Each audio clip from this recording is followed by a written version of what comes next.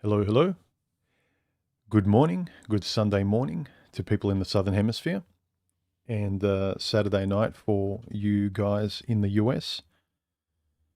Hope you can see and hear me well. Let me know if you can't in the stream here. Using a different camera today. Let me know if you like it.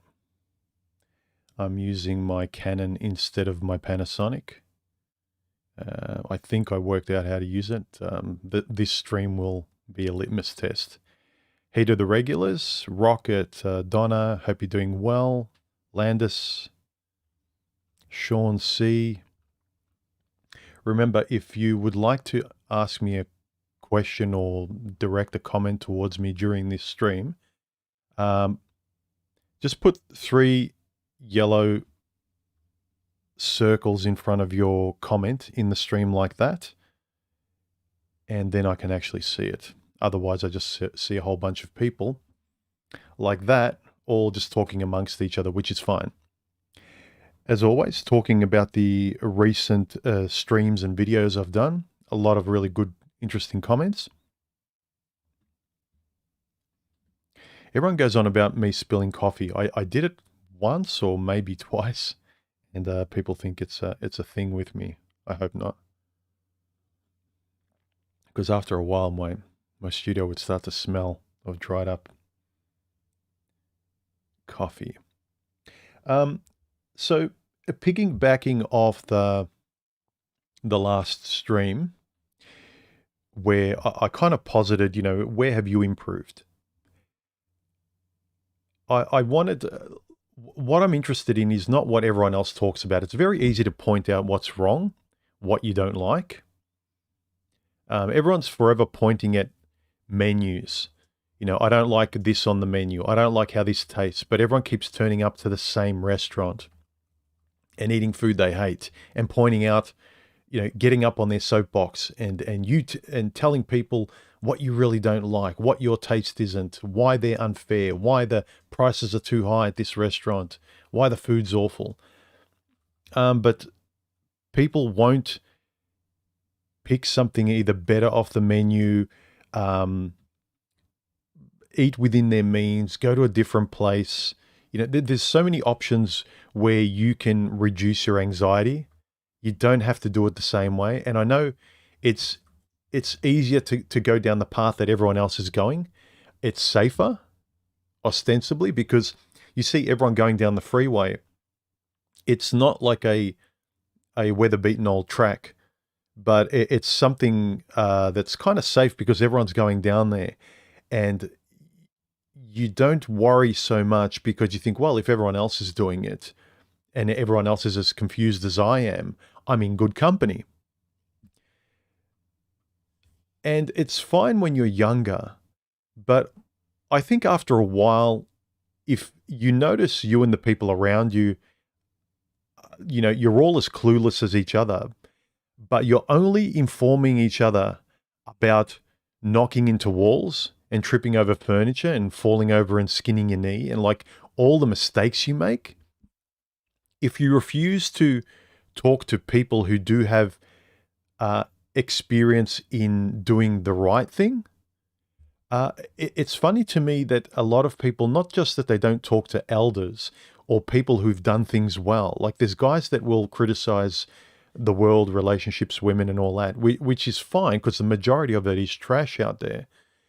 But when you say, well, how about you kind of pay attention to the happy guy, whether he's single or he's in a relationship or married with kids, whatever you want to do in life, whatever's, you know, the thing you want to do.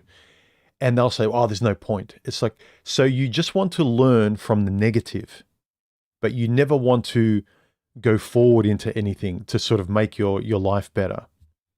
And these are the discussions I'm much more interested in having because we all have to ask questions and reflect on our past and not just point fingers and blame others. But yeah, you can say, well, my ex did this, this, and this, and she was awful, right? But if we don't kind of say, well, okay, I may not have done much wrong, or I didn't do anything wrong, which is very rare. But if you were doing the dance with her, and even if she messed up the most, you have to acknowledge you were part of it. I think when guys and women, they just kind of point their finger at the opposite person and say they were completely bad, you're making yourself invisible in the sense that you don't want to take any accountability or responsibility. So you can't complain, oh, no one sees me, no one cares about the real me, no one sees the real me. Well, you make every effort to be invisible. You're not even there. You don't even care about yourself. So this is the thing where you need to care enough about yourself to make yourself real in your past experiences so you can learn how to act and be real in your present and future experiences. And does that make sense? And that's what I'm trying to do. I'm not trying to in these videos say, I was at fault and men are always at fault and I'm always wrong and she's an angel. Not at all. And those people who follow my videos know that that's not the way I approach things. I'm trying to be the person, the fair person, the judge observing the situation between two people. Yes, when you're in it, in that moment, you'll feel hurt, you're confused, you don't know what's going on, you feel it's unfair, but you don't know what to say, things like that. But we have to afterwards, with a clear head, look at the situation like a fair, impartial third person observing it and go, okay, she acted like a wretch. Why didn't I say something? Or how I responded, was I proud of that? Now when I've had time to think about it, how should I have responded to that situation? And those are the things I think are constructive discussions to have by reflecting on what happened to us in the past. Not reflecting on what happened to make ourselves feel good so we can pat ourselves on the back, so other people online can pat us on the back, and we can present a curated, perfect version of us, or a good version that we're not embarrassed of. I think humility goes a long way, and being better than the embarrassment that you went through. Like, not just the embarrassment of who you chose, which is a big thing, but also the embarrassment of how you act. All right. Why aren't all the conversations coming up on my feed here? I have live chat selected, which means I should have all of the comments coming up, but I haven't. Anyway, I'm not seeing all of your comments coming up, guys.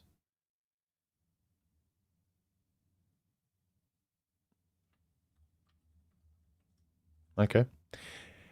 Anyway. So I'm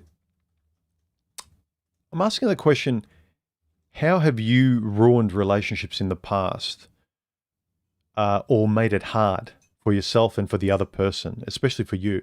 I think it's also at the heart of why people kind of have fun little discussions about, well, if I had a time machine and I could go back, it's really about how you would behave differently. This is what this discussion is about. This going back in time, if you could have your time again and do things differently, speak and act with the head you have now, how would you do things differently? Well, again, we can't do that. The best we can do, and the most realistic thing, is that time machine is now. Like, how can you learn from the past? The time machine is your snapshots and your honest assessment of the past, and now you can do something about it. Yeah, you can't be young again. Bad luck. Sorry. But the more you waste time living in the past and worrying about the future and throwing mud at the world and women and relationships and everyone else and getting off on it, it's not just unconstructive. You get used to, whenever you're dealing with relationships in your head, you're always getting used to dealing with it, one, defensively, and two, in the negative. Just really think about that. If you're always watching the same kind of negative, provocative content, clickbaity kind of negative, volatile, extreme stuff, right? Yeah, I know. Slowing down for a car crash, there's very few people that can look away. But if you're always entertaining yourself with the negative and the provocative and the dysfunctional, right? And you're always being defensive and saying, oh yeah, but I'm protecting myself from women and narcissists and all that kind of stuff. If you're always being defensive, entertaining yourself, and being in the negative, this is how you're conditioning yourself whenever you're in the realm of relationships, whenever you're thinking about relationships, whenever you're dancing with relationships, right? So if there's never positive, there's never something that is not just defense, but you're kind of looking at offense and, what you want to do. And here's a good thing to do. This is a direction I want to go down. Just be aware that you're being conditioned by where you spend most of your time, where you're entertained, and how you keep talking about something. That's the muscle you're going to grow, and that's what you're going to get good at, and that's what you're going to reflex to all the time. Because it's only logical. It's only logical. It's why a lot of people who have dysfunctional relationships, it's because when they were younger, their parents either treated them in a way that was bad, or they didn't give them enough affection, and so they spend the rest of their adult life chasing what they didn't get. So basically, however you're conditioned and how that sets in you becomes the reflex by which you operate in relationships. Super chat from Ghost Pro. Thank you very much, Ghost Pro, for the super chat. I appreciate it. Anyone else who's here in the stream, if you would like to ask me a question, put 3 yellow emojis, bright colored emojis in front of your question, if it's to me, or if you want to make sure I read it for sure, just super chat me. Let's see. Are there any live questions? Okay. Big Ol says, thanks for your advice last week before I called my old father figure. He was happy to hear from me, and it was a great conversation. Good to hear. John asks me, do you prefer a certain age with women? I never had a strong preference. There are a lot of guys who have really strong criteria with certain things in their dating life and relationships, and what they find attractive, what they don't, and what's important, right? Age wasn't a big one, but I always tended to look for, and say when you were dating online, I would always look at the date range that was close to mine. Only because I just assumed that, what kind of conversation am I going to have with a 20-year-old, really? So I kind of practically looked. I looked very practically. It was after that I kept tripping up, where my autopilot and biology kept tripping me up often. But I didn't have a strong preference for age, not really. I had a problem. It's probably more likely to say that I had a stronger resistance to older women. An older woman had to be very exceptional for me to, go out with her. And, she had to provide a lot more than just looking really well for her age. And usually people who are, the older you are, there's very few people that self-reflect honestly. And so they come with a lot of baggage that they just put onto you, and they're not humble. And, it's complaining about work. It's complaining about their friends and exes and their kids, and everything's complain. And all of us, older people, come with a lot of baggage. The degree to which you deal with your baggage, that's what can save you. But I didn't have a strong preference for age. I just probably had a mild resistance to older women. But again, it was practically speaking. What am I going to talk to with a 20-year-old chick? And also, realistically, what is the conversation going to be like with an older woman, with all the baggage and everything, and the bitterness and lack of self-reflection and lack of humility to kind of say, yeah, I screwed up and I treated my ex bad and I own that. And, you don't really hear that very often.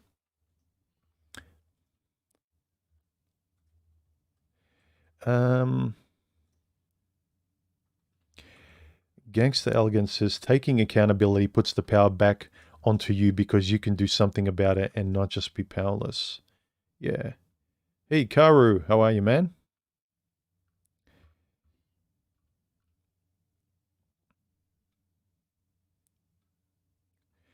Robbie says time is only wasted when you don't learn from it. Yes. Time's also the only thing you don't get back. So, it's the reason why we should really pay attention to not repeating time, because you're just wasting it if you repeat the time. And the best way not to repeat time that you don't have, not to keep just kind of rewinding a tape in your head as actual time goes by, is to learn from it. So the time that you're using now going forward is kind of consciously used, not unconsciously used where you're always reliving and living in the past. Big Ol says your behavior and reactions in an intimate relationship is so difficult to change, especially after 30. You're so cemented in your ways. Most of that sort of programming is solidified in childhood, yeah. I think it's under the age of about 7, thereabouts, give or take a bit, that your core personality and who you are is really kind of set. Everything after that is as much as you can be responsible and aware of how you're reacting, because yeah, there are a lot of people that are just kind of spoiled and narcissistic that they get to midlife. There's no way, barring some really traumatic experience in life, most adults don't change. They comfortably stay who they've always been. So that's why it's harder to date with age. Not only do you become very specific, you resist changing a lot. You're aware that time's running out. You're very stubborn. And so there's just such a narrow window for you to get along with other people intimately in your life. And that's just even friends. It's just even harder to make friends when you get older, let alone someone that's going to be a super friend, like a partner who's going to be with you all the time. So the only way you can do it is very, very, with your eyes open. Loco 981 says, best advice for a 42-year-old guy that is single again. Well, if it's newly single, I'd say enjoy your time being alone. And don't just kind of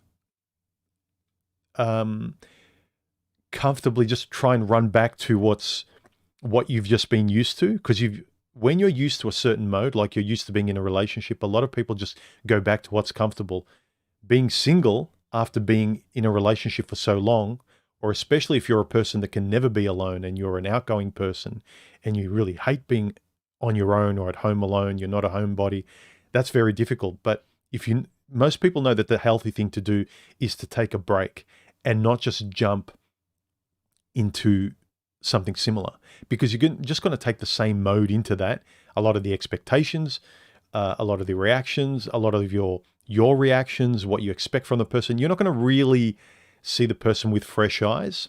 You are going to see them as just like a replacement, revenge on the last relationship, relief from the last relationship, relief from your pain, your anxiety, your loneliness.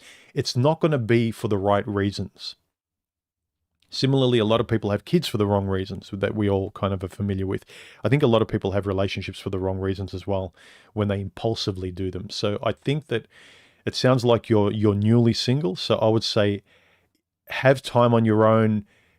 Instead of finding another female stranger, find friends, find pastimes, find other groups, go out and about, like go grocery shopping, buy another car, move home, do a whole bunch of other stuff that does not involve the big thing now that you've left, that hasn't been that great, that's disoriented you. So I would say spend time on your own for a little bit, for a long time.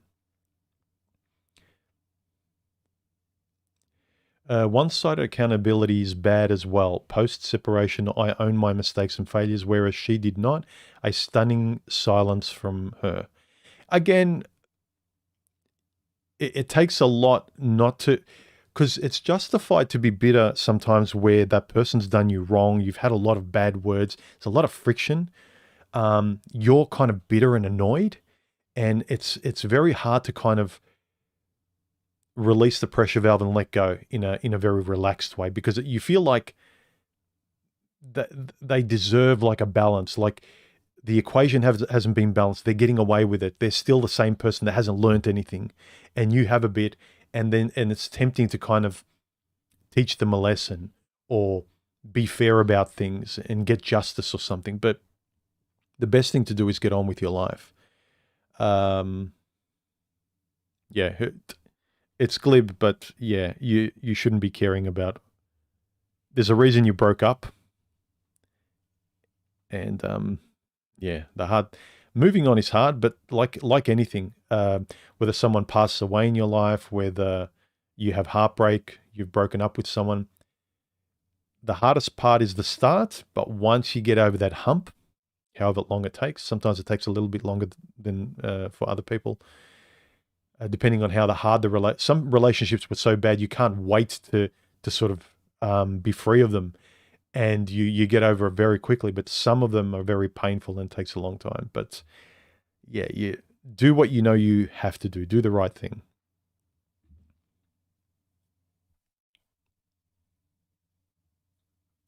Some of the questions, I'm not sure what you guys are asking.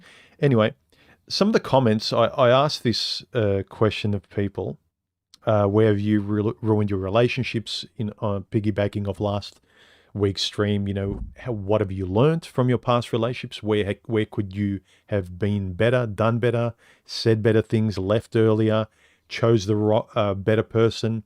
There's been once or twice, in a funny way, I look at situations where you were dating, and then you had to make the choice between chick A or chick B, and then you might have chose the wrong one, or you think you might have. But really, in the situation, if you were trying to make a choice, you hopefully would have picked the more logical one.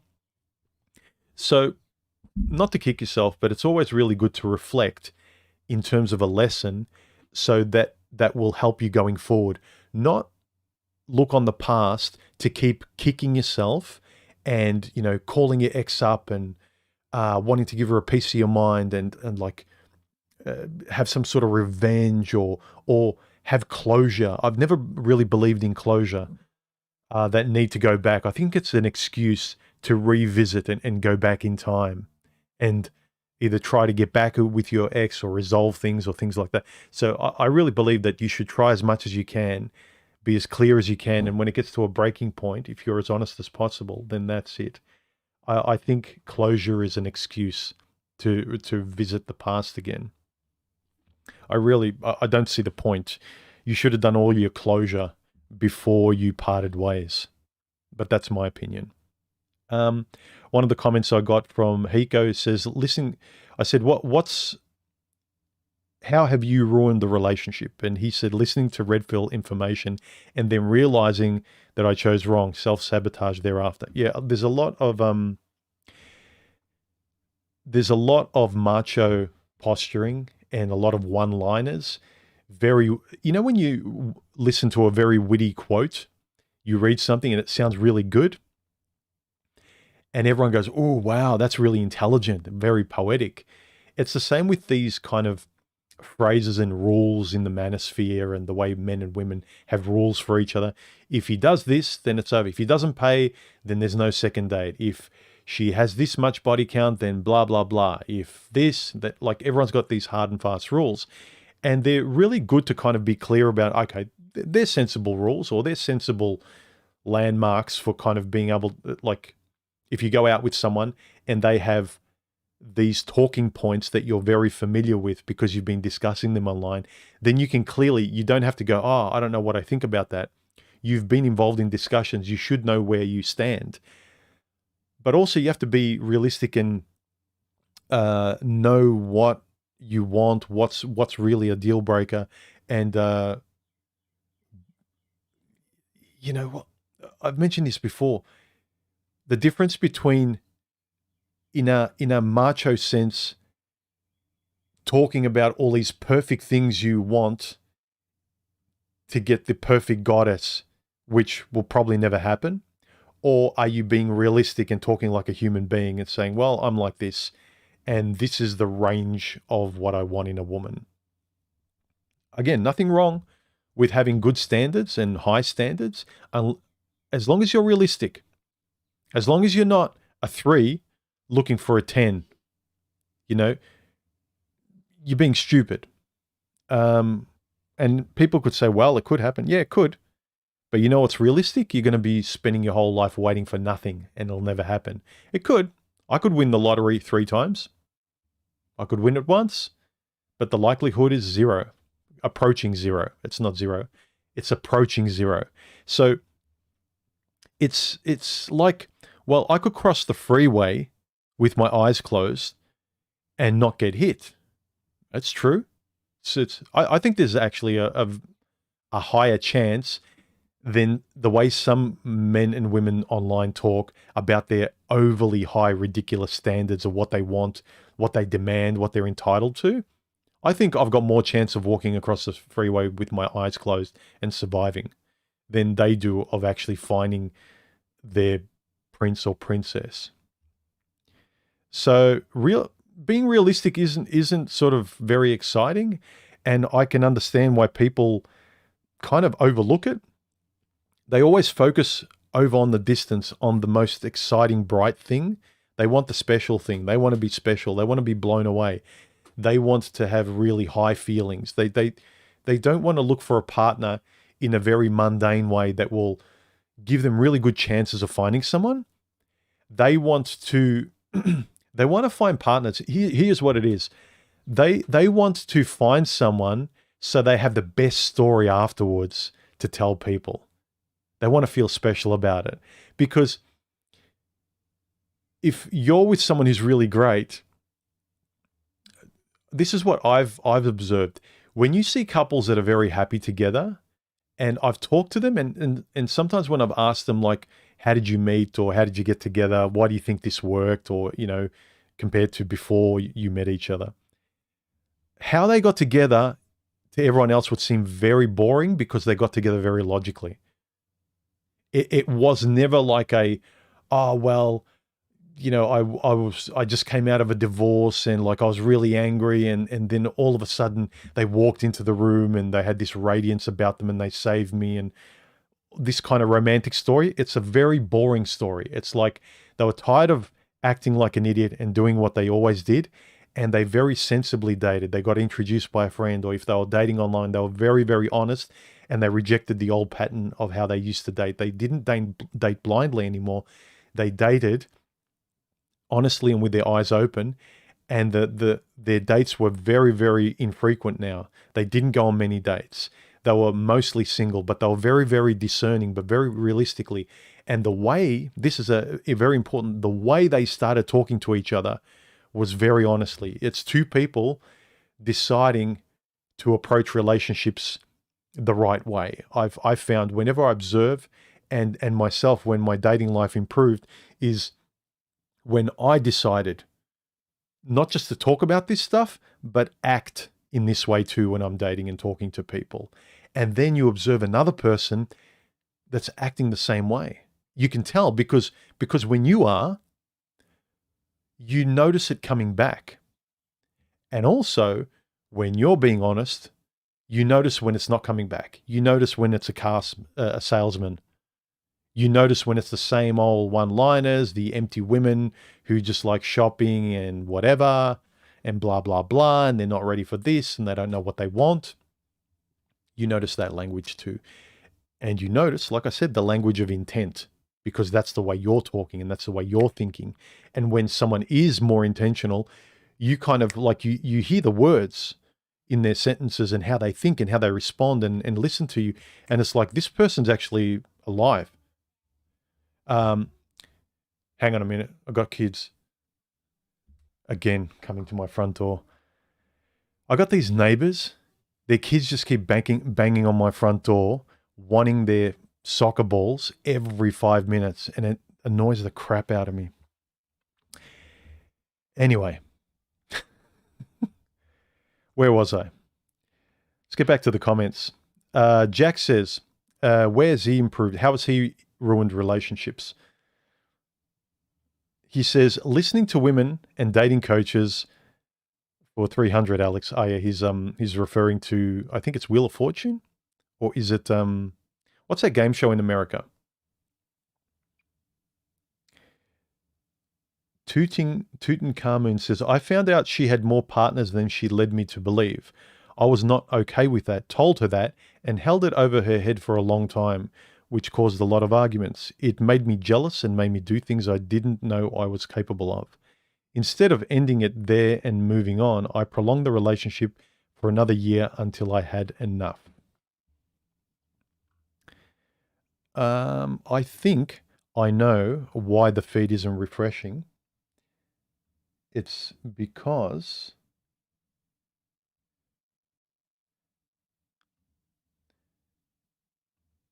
I restarted the stream. That's why. Okay. This should fix it, I hope. Ah, okay.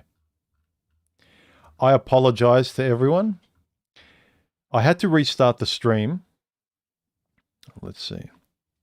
All right.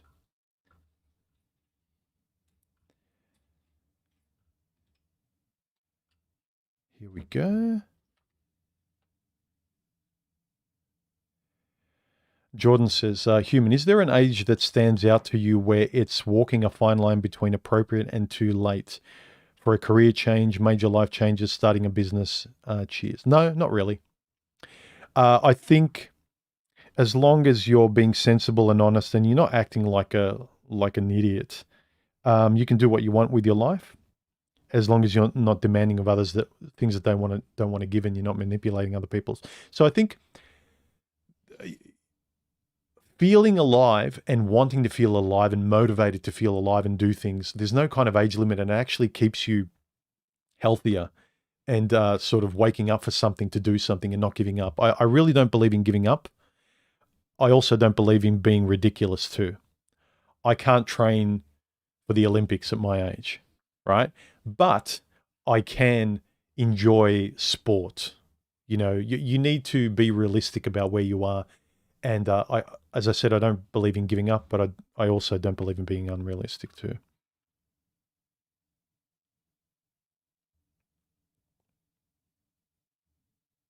Jordan says, having officially decided I don't want kids, there is a sense of guilt that I'm abandoning a lineage of thousands of years of those who chose to. Is that valid or unreasonable in your opinion?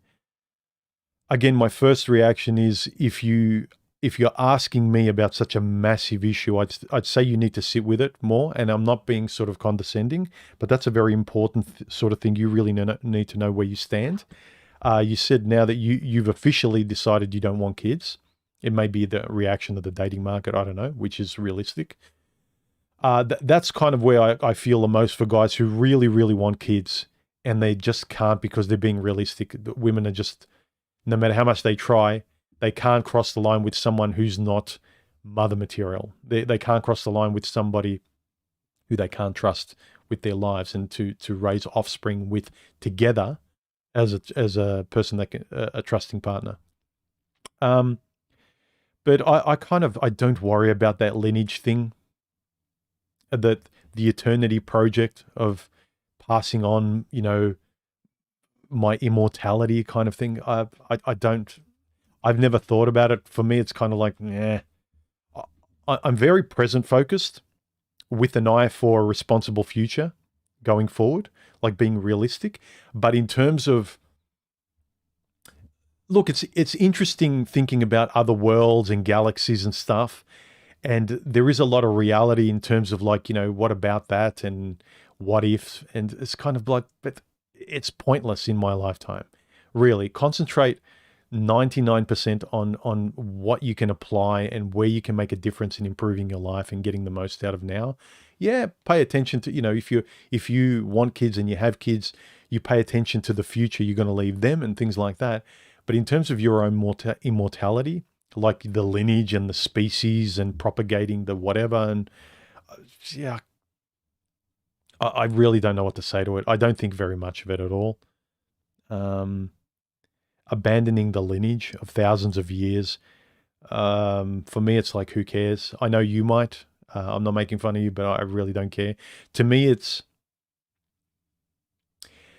in the same way when people say, give the argument when I say like,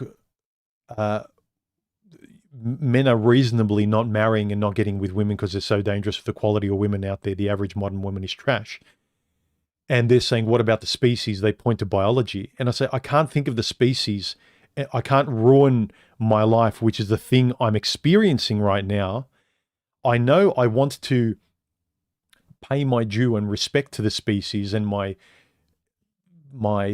grandparents and my history where I came from, but it's very irresponsible to do it at the expense of your being responsible for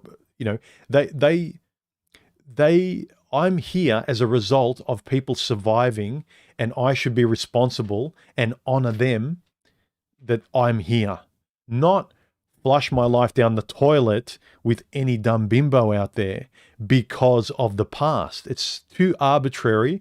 And for me, it sounds like an excuse to kind of just listen to your hormones because, you want to do that. Again, I'm not saying that's what you're thinking, but that's, for me, it's like I'm being irresponsible when it's like the species and you can't help it and there's no free will and biology and female nature. It's like, yeah, but we can. Like that kind of talking, that justification, I hear a lot of people in sort of the rainbow area of life, diet, people who make every excuse for like their health and stuff like that. I can accommodate it to a degree, but at the end of the day, if you're just very clever and making excuses, I can only go so far with you. If you don't want to talk realistically, it's your life. But again, I think, Jordan, it's something you really need to sit with and decide what you're going to do. Alpha Gaming, thank you very much for the super chat. His question or comment is, sometimes you don't get closure. Someone that has NPD or BPD will refuse to give it to you because they will try and use it to keep you around. Yes, but realizing the futility of that, if you know that they're like that, you know that they're kind of enjoying poking you. Because the relationship's never over because there's a residue of you caring still. I think I heard Richard Grannon say it. People with any kind of borderline personality disorders or, narcissists or whatever, they don't care what you want. They don't care if they love you or hate you. They only care they only care if you think they're significant. So whether you love them or hate them, they don't care as long as they're significant. So if you're wanting closure, if you're wanting to get, talk to them and I experienced that with the BPD in a past relationship where I was calling 100 times and knocking on her door and trying to get closure. And I could tell she was enjoying it because if she cared about me like she did yesterday, then all of a sudden she just ghosted me out of nowhere. She was enjoying this. And afterwards, when I finally did end up talking to her accidentally, you could tell she was uncomfortable and she didn't know what to say, but you could tell that she was doing all of that intentionally because of some of the things she said when I was saying, well, why didn't you? I was calling you and you didn't pick up and you were intentionally ignoring me. And she wasn't denying it, but you could tell with her limited responses that she was well aware of what she was doing and she didn't care. So the closure, the best closure you can have is with self-reflection and people around you that you can actually release and chew on this stuff with. The person that actually is causing all this frustration, if you can't get anywhere and you're caused to break up, I don't think you can get much from it.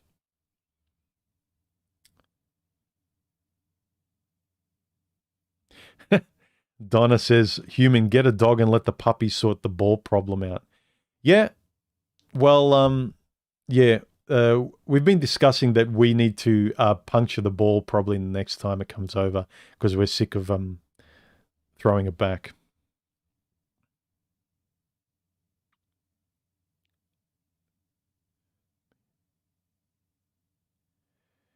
I'm trying to read some of these comments. Karu says, with all the realism talk, the idea of equality in a relationship is low IQ. Putting some weight and your partner being happy with it is different than being equal. Putting some weight and I'm not exactly sure what you're saying with the last sentence, Karu. If you could clarify that. Being happy with it is different than being equal. Yeah. If I understand you correctly, if you can make sense of your situation, or if you talk with them, what you can live with is different or more valuable than looking for equality.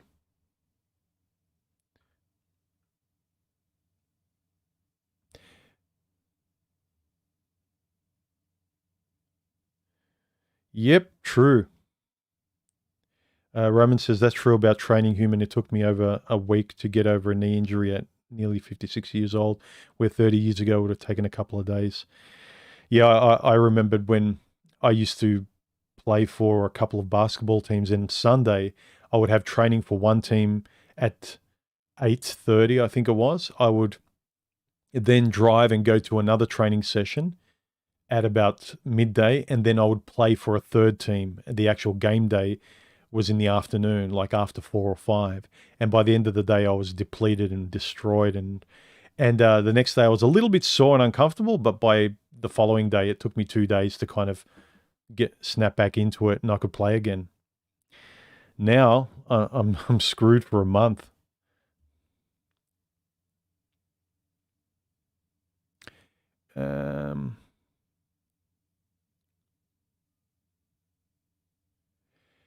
Big Ol says, working in a beautiful school, the adorable kids there who love when I come to teach have made me realize I want kids. The love you experience is unlike no other, yet is this a selfish reason? Well, if that's the way you feel, at least you're honest about it. So it's kind of telling me, see, when I'm around kids, I get the opposite reaction. I can't spend too long around them. They remind me of why I don't want kids. They keep, I'm over 50, and every time I'm around strangers and their kids, and the average undisciplined, spurgy little kid out there just makes me realize, yeah, I like my life. This is why I don't want kids. So, yeah, listen to your feelings, man. So work out your blueprint and your ethics and how you want to go forward and how you want to date, what you want to do, what you don't want to do, based on this kind of clarity. So I think you're doing the right thing, Big Ol, because you're reflecting on how things make you feel. And so from this, know how you want to go forward and how you want to interact and what women you don't want anymore and what you do want. It doesn't matter how exciting they are, but if you feel like you're just recycling old dates again, you really pay attention to that. Get used to letting a few go, no matter how colorful these women are and how exciting. You don't have time to ride the roller coaster as much anymore, or I would say at all when you get older. Ride the roller coaster when you're young if you feel like you have to, because it's still dangerous. When you're older, you're just being reckless, I'd say. Jordan, love the channel. Coffee on me. Thank you very much for the super chat. I appreciate it. Yeah, Davina, Charlie Brown and Lucy's Football. Referring to, if a lot of you haven't seen the comic strip with Charlie Brown, Lucy, the little girl, kept holding the football for Charlie Brown to kick. And she says, I'll hold it here and you can take a run up and kick it. And he said, oh, you're just going to pull it away when I go to kick it. And she goes, no, I won't. And every single time he runs up and he's about to kick it, she pulls it away. And she keeps saying, you should know better by now. And he never learns. He just keeps believing what she says, and he keeps falling flat on his back. A lot of worthwhile lessons in Charlie Brown.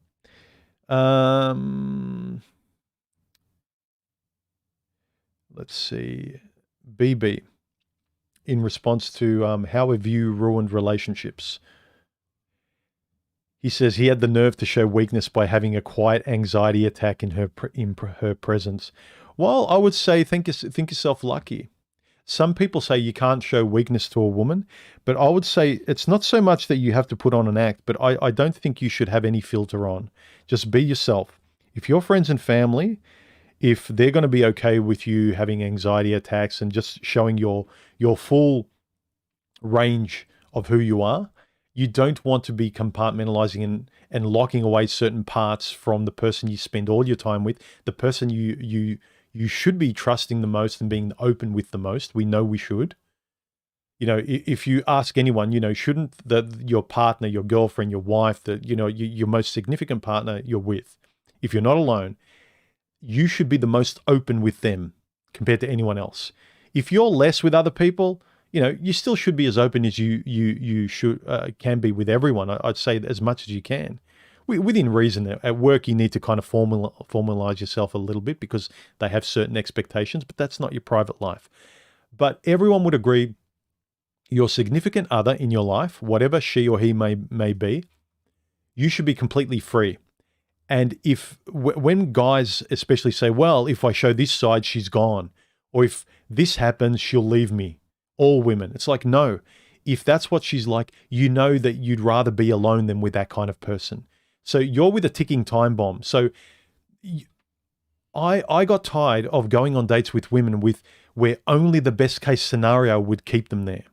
So the moment I'd lose my job, she would leave. The moment, you know, I would break down or I'd have a bad moment or something, the moment I'm not the alpha in her eyes, she'd leave. Well, good. I only feel the most relaxed in my life when I know there's nothing I have to worry about with this person.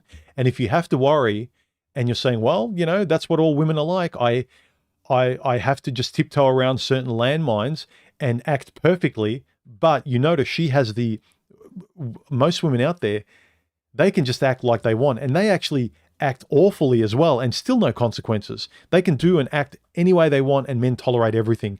But a woman won't even tolerate the real you. You're not acting badly. You're just expressing parts of yourself that you might not be able to help. You have a bad month or a bad year. People pass away. Sort of emotional states that you can't hack. Health scares, like something bad happens to you. Like you can't help it, but you've got to kind of really hold your breath and hope that life stays perfect while you're pedaling really fast, because chicky poo won't allow you to slow down or stop pedaling. You know, you've got to be the perfect guy and you've got to be the perfect entertainment and you've got to make a lot of money, you know, the 3 6s. But she can not just be average, she can be below average and we're always going to say yes, dear. Well, again, at what point do you get annoyed at saying, I want real, I want fair? And that's where I got. And I would encourage, and that's what I'm encouraging in a lot of my videos, is to get real and realistic about what you want and how you act, and then insist upon that with the people you're dealing with. Friends, jobs, lifestyle, where you are on the range, you know, from 0 to 10, how you speak to people. If you want to improve, yeah, all that stuff. Not kind of pretending and BSing yourself and BSing other people just so you're not alone and get into relationships. And then you have to put on that act.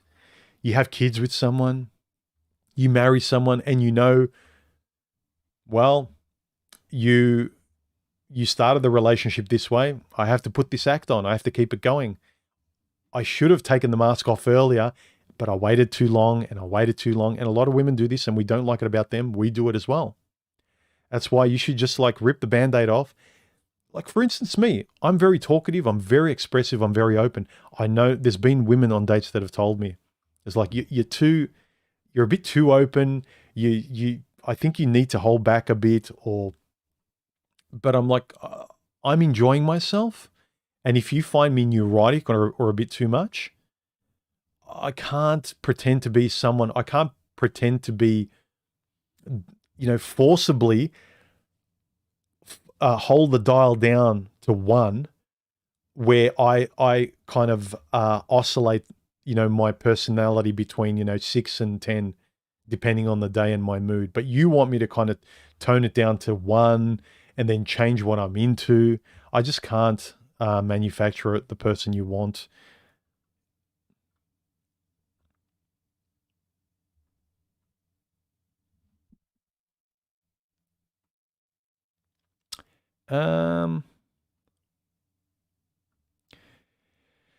Mr. Highway, how are you, man? He says, I'm very friendly and outgoing, but I just don't have patience for the mating day ritual anymore.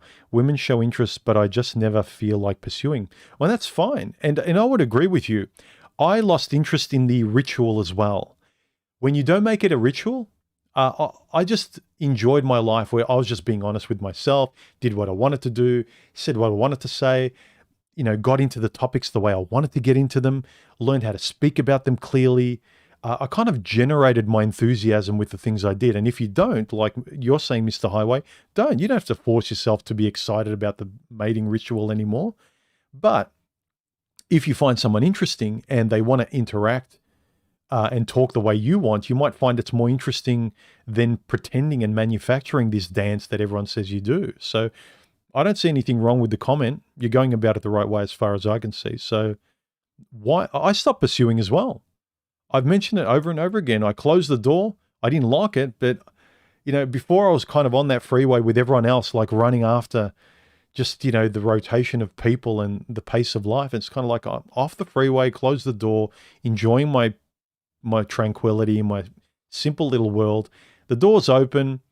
And, if someone knocks on the door, I open it and I see someone that wants to have a conversation. But, I'm not kind of pursuing it anymore. And that's the stance I had. So I think you're doing a healthy thing. Big Ol says, is there a Discord? No.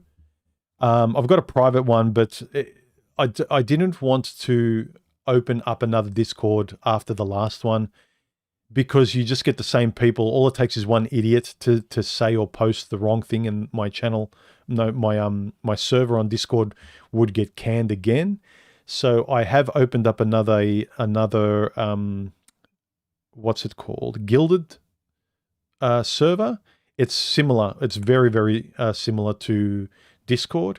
So the link to my Gilded server is in the low bar or in my About section. And just join and you can do everything that you were able to do on Discord. Most things. The interface is slightly simpler, but it's the same deal. Microphone, push to talk, all that kind of stuff. And in some ways, it's actually a bit better. In other ways, it's got less functionality. But join my my Gilded server if you're wondering where my Discord channel went. Hit the like button. Yeah, exactly, Davina. Hit the like button, subscribe, like interact, talk. Like or even dislike the video. I don't care. YouTube just likes you interacting. Any more comments? Yeah. How have you ruined relationships? Amin said, by being too permissive and not telling what I was really thinking. Yeah. As I said before. It's liberating too. Guys talk about the eggshells that they have to walk through or the hoops that they have to jump through to get women. How about you don't? Yeah, but then you won't. It's like, yeah, listen to yourself. You're addicted to wanting to get it, but not wanting to get something that you really value. Because how much do you really value something that you have to bend over backwards and feel anxious through? Are you just taking a job for the money where everything else is trash?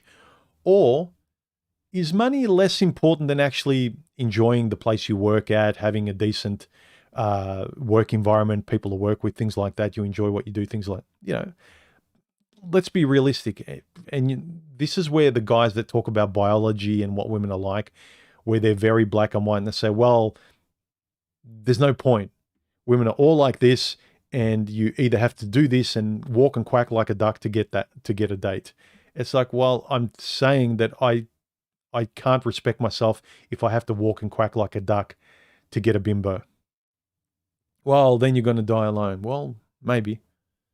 But again, I'm talking to sensible people. I want to talk to sensible people. For people that are so binary in their, like, it's all or nothing, all women are like this and all men are like this, good luck. And enjoy the channels you keep watching that confirm it as well. I did for a long time, and I contributed to some of that discussion. Some of it is realistic, but it's less realistic if you don't date the same way as everyone else is dating too. If you intentionally insist upon what is good for you, you'll come across a lot of the average people. 8 or 9 out of 10 of people you might come across, talk to, date, will be the average train wreck. But the more you're aware and you've got standards that you want to be happier with, the more you're able to kind of say, oh, no, not a date with this person. No, no, no. Whereas if you don't care, if you think there's nothing you can do, all women are like that, you're just going to be confirming your negative biases of the way dating is. Have your eyes open or don't.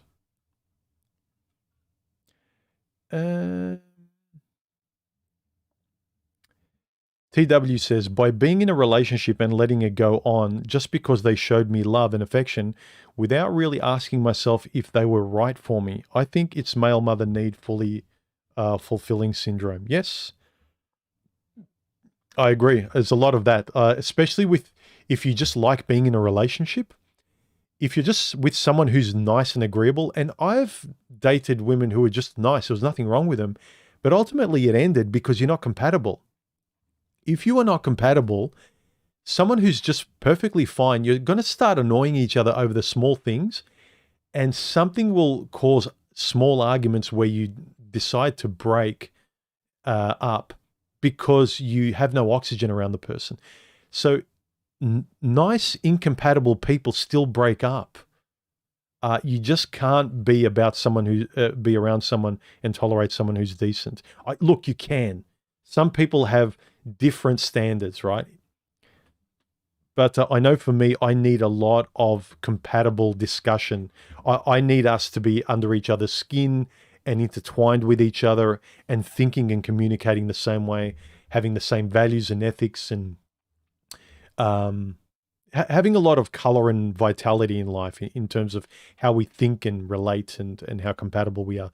A lot of people don't need compatibility. All they require is a lot of the functional stuff, like, religious, kids, species, going to work, protect, provide, a lot of the animal stuff that human beings can just functionally exist in a relationship with, and the rest isn't as important. Whereas a lot of the very, very idiosyncratic stuff that I know I like and my lifestyle and what I'm about, I need that. I can't be around a person who doesn't have a lot of that as being important to them also. JD says, sorry, this might have been a valid question over 100 years ago. Certainly, it is good to have self-introspection, but let's be honest, the overwhelming vast majority of relationships fail because the typical modern female is a poor excuse for a human being.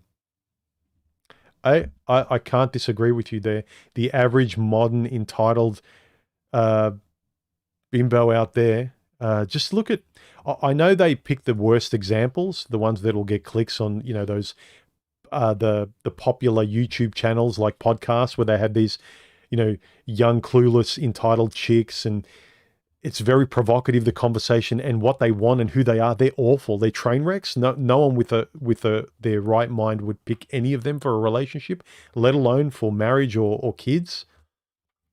You could see a red flag in them from an airplane. That's what people are entertaining themselves with. So, yeah, and unfortunately, those women are teaching other women, and a lot of them get off on that drama. You look at reality TV, it's all these train wreck women. You look online, most of the videos that people watch are these train wreck women. And yeah, it's almost impossible to have relationships out there with the average modern entitled woman. It is. And I flat out refused. And that's why I said I gave up. And again, you can do what you want. But if you accept and keep compromising your standards that you really don't want to compromise, you are going to be sort of having very, very dangerous relationships. And these entitled princesses that have never heard no, and they expect all this stuff from guys where they're not going to give you anything. And I've been out with these girls where you do stuff where you really appreciate them and you're a really good boyfriend, and they don't give anything. And then when you break up, you point this stuff out and you say, look, here are all the things like that I do for you, how I treat you well. What do you do for me? And they can't think of a thing that they do for you or that they give. And their comeback is, well, all the stuff you do for me is just normal. You shouldn't be, like, I shouldn't have to pat you on the back for it. What do you want, a medal? That's what a boyfriend does. You're doing the bare minimum. Most entitled women out there, they're like this. This is why it's very hard. And then you get women who are older, my age, they're kind of bitter. They believed in the whole girl power thing for so long that they can't admit that they were wrong. They don't want to be humble and say, yeah, my bad, I made mistakes, I'll let me own this. He's just got this sea of older, modern, younger women sort of just all wanting someone and too afraid and arrogant, and then listening to all this entitled information that tells them they're goddesses. It's just a no-win situation for them. It's just so hard. You know, I can give someone a bit of sympathy and say, okay, they've been exposed to this information. This is how they've been raised. They were raised by a single mother. They didn't have their dad around. Like, they've just been conditioned by sort of this entitled princess, Paris Hilton style information where they think they're the best and they should be given the world. And they don't have any remorse for how they treat guys and the train wrecks they leave behind them, and they just move on to the next guy. Like, sometimes you just want to, all right, let me try and just a little bit. But there's no conversation that comes back from these kind of women that will learn anything. They just want to just recycle. They think that relationships are rolling the dice and maybe the next guy will be worthy. Finally, can I get a great guy universe? And at no point do they reflect and go, I've been an awful person and I've just wiped my butt on every guy, and there's a lot of good guys that I've just trashed. But I think I should just be entitled to better and better and better and better. And God, why aren't I getting them? These are the kind of women you just keep getting more. And it was really disheartening where I'd go on dates, women my age, and they would have this same entitled attitude, better spoken. You could tell their vocabulary is a lot, not as fast, a lot more measured. They can speak better, but they're not that much different than the chicks on Fresh and Fit. And it's like, you have just kind of, time has just passed from when you were 20 till now. You speak better, you present a little better, you're not as stupid, you're not as much of a bimbo, but you're still the same person. You haven't grown at all.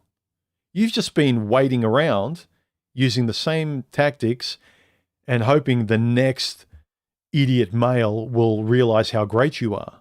That's who you are. And again, that's why I gave up. That's why a lot of men gave up. Any last questions, guys? And let's wrap this up. As I said, if any of you guys want to chat, jump onto my Gilded Server, link in the About Us section. And I think there's a link below this video. Like this video, subscribe, comment. Leave comments on the last video. And also in the comments, like in my community tab, I ask a lot of questions that we discuss here on the stream. So check out my community tab on my YouTube page as well.